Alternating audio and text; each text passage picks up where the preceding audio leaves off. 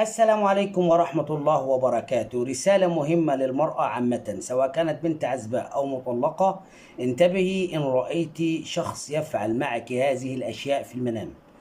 هذه الأشياء خطيرة جدا. إن رأيتم شخص تعرفونه أو مجهولا يفعل معكم هذه الأشياء في المنام، فعليكم أن تنتبهوا جيدا، لأن هذه الرؤية تدل على حدوث أشياء مهمة جدا للمرأة إن رأت أن رجلا أو شخصا يفعل معهم هذه الأشياء. في البداية نشارك في الصلاة على رسول الله. اللهم صل وسلم وبارك على سيدنا محمد وعلى آله وصحبه صلاة تفتح لنا بها أبواب الرضا والتيسير، وتغلق عنا أبواب الشر والتعسير، إنك يا مولانا نعم المولى ونعم النصير. انتبهي إن رأيت هذا الشخص يفعل معك هذه الأشياء. بالنسبة للبنت العزباء، إن رأت شخصا مجهولا يفعل معها هذه الأشياء، وهي أنه يقبلها في المنام بقوة وغصب عنها، يعني يغتصب منها القبلة، أو أن هذا الرجل لا يظهر لها في المنام ولكن يتحسس جسمها، تشعر أن يدا تتحسس جسمها، أو تشعر أن نفسا ينام بجوارها. فإن رأت هذه البنت العزباء رجلا أسودا يمارس معها العلاقة في المنام، وهذه البنت تخاف في البداية ولكن تستسلم معه له بعد ذلك، وتكرر مع هذا الرجل الأسود. بعض الأحيان يكون رجل أسود، وبعض الأحيان يكون رجل وسيم.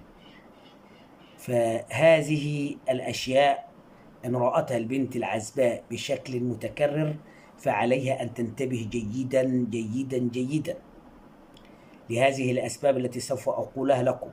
هقول لك دلوقتي ده عبارة عن بالنسبة للمتزوجة، إن رأت أيضا نفس الأسباب، إنه في رجل غير زوجها يجامعها بشكل متكرر، وهذا الرجل مجهول لها ما تعرفوش، ونفس الشخص تكرر معها أكثر من مرة، وشعرت بنفور من زوجها وعدم إرضاء معه وعدم رغبة فيه، وشعرت بعصبية، وشعرت بضيق، وشعرت باكتئاب، وشعرت بانطواء، عاوزة تجلس لوحدها لحالها بمفردها.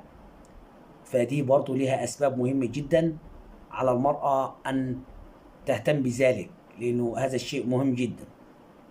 تحدث مشاكل كثيرة بين الرجل والمرأة في هذه الفترة برضو لهذه الأسباب. إن رأت المرأة المطلقة أيضا نفس هذه الأسباب، وقد تكون هذه الأسباب تحدث وهي متزوجة قبل الطلاق، وقد تسببت في طلاقها، فهذه الأسباب جميعها عليكم أن تنتبهي إليها أيها النساء، لأنها بتدل على حاجة اسمها مس عاشق أو جن عاشق.